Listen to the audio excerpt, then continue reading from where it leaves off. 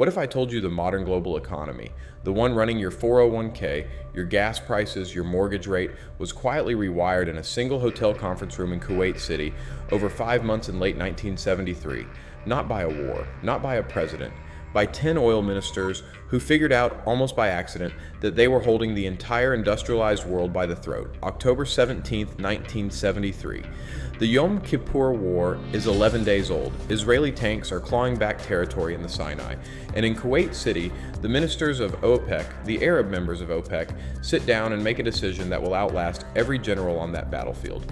They cut oil exports to any nation backing Israel: the United States, the Netherlands, eventually Portugal, South Africa, Rhodesia. And then they do something even more radical. They start raising the price, not by pennies, by multiples. Within months, the price of crude quadruples. You need to sit with that number for a second. Quadruples. Imagine your rent going from $1,200 to $4,800 between Halloween and spring break. That is what happened to the lifeblood of every factory, every airline, every shipping lane, every power plant on Earth. And then the lines started. In New Jersey, drivers waited 3 hours for a tank of gas. License plates ending in odd numbers on one day, even on the next. Fistfights at pumps in Brooklyn. A gas station owner in Pennsylvania shot a customer who cut the line. In Tokyo, housewives hoarded toilet paper because the rumor was that paper mills would shut down without fuel. In London, Prime Minister Edward Heath put the entire country on a 3-day work week to conserve electricity. Television broadcasts ended at 10:30 at night. The lights, literally, were going out across the West. But here's the part that almost nobody tells you. The gas lines were not the story. The gas lines were the symptom. The real story is what was happening inside the boardrooms while you were sitting in your Pinto with the engine off. For 70 years, the global oil business had been run by 7 companies. Westerners called them the Seven Sisters: Exxon, Mobil, Chevron, Gulf, Texaco, BP, Shell. They did not just sell oil, they owned it. They owned the wells in Saudi Arabia, the pipelines in Iran, the refineries in Venezuela. They set the price in London and New York, and the countries the oil came from got a royalty, a tip, a thank you for your cooperation check. The Shah of Iran got a cut. The House of Saud got a cut. But the asset, the actual barrel in the actual ground, belonged to a handful of executives in Houston and The Hague. October 1973 ended that, permanently, because once OAPEC realized they could turn the tap and watch the world panic, the entire power structure inverted. Saudi Arabia nationalized Aramco in stages. Iran, Iraq, Kuwait, Venezuela, Libya, they all took back their oil fields. The Seven Sisters, the most powerful corporate cartel in human history, went from owning the oil to renting access to it. By 1979, they controlled less than a quarter of world production. By the mid-80s, they were essentially middlemen. And the countries that owned the oil, they were suddenly drowning in money. Not millions, hundreds of billions of dollars in 1970s dollars, sloshing into the treasuries of nations that 10 years earlier had been considered economic afterthoughts. So where did all that money go? This is where the story turns from history into something that touches your life right now. Saudi Arabia, Kuwait, the Emirates, they could not possibly spend that much cash inside their own borders. There were not enough roads to build, not enough palaces to gild, so they did what any rational hoarder of capital does. They deposited it in Western banks: Citibank, Chase, Barclays. The money came to be called petrodollars, and by 1974 it was washing through the global banking system in volumes that nobody had ever seen before, and the banks had a problem. They had to do something with all of it. They could not just let it sit.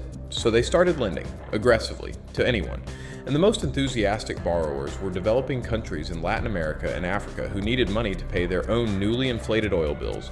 Mexico borrowed, Brazil borrowed, Argentina borrowed, Poland borrowed, Zaire borrowed. You can probably see where this is going. Within a decade, that recycled petrodollar lending blew up into the Latin American debt crisis of the 1980s, a continent-wide economic catastrophe that gutted the middle class from Mexico City to Buenos Aires. The lost decade. And the seed of it was planted in Kuwait City in October 1973. But there is more. There is so much more. Before the embargo, oil was not really a financial product. It was a commodity sold on long-term contracts between producers and refiners at prices that barely moved, boring, stable, the kind of thing your grandfather's pension fund did not even think about.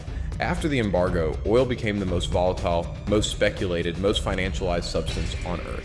The New York Mercantile Exchange launched crude oil futures in 1983, less than a decade after the embargo, and suddenly the price of a barrel was set not in Riyadh or Houston, but on a trading floor in lower Manhattan by men who had never seen a derrick in their lives. Today, the volume of paper barrels traded every single day is many times the volume of actual physical oil pumped out of the ground. You are living inside that system. Every time you swipe your card at the pump, you are paying a price that was set by an algorithm reacting to a tweet about a tanker in the Strait of Hormuz. That market did not exist before 1973. The embargo created the demand for it. Volatility creates hedging, hedging creates futures, futures create speculation.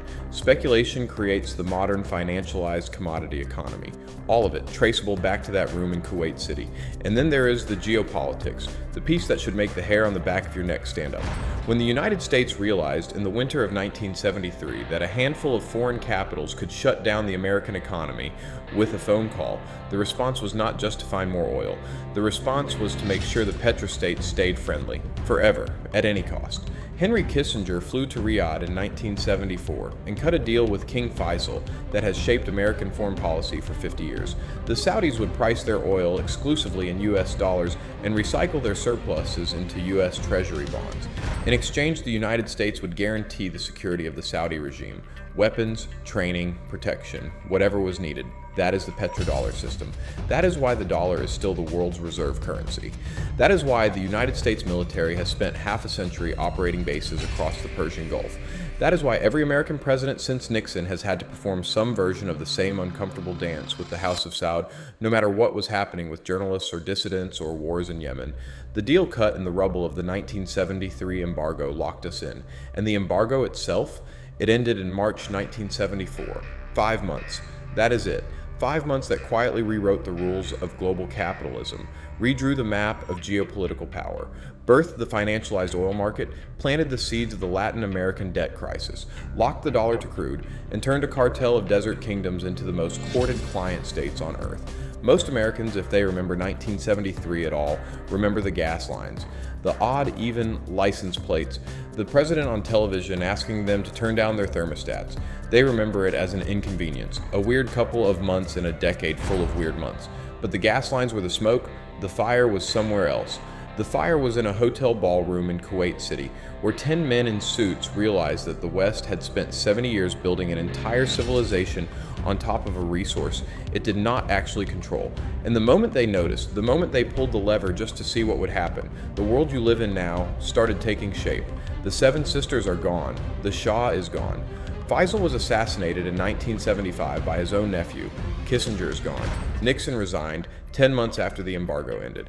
But the system they built in those 5 months, that is still running. Every time you fill your tank, every time the Federal Reserve raises rates because of energy inflation, every time an American aircraft carrier moves through the Gulf, you are watching the aftershock of a decision made in October 1973 by men whose names you were never taught in school.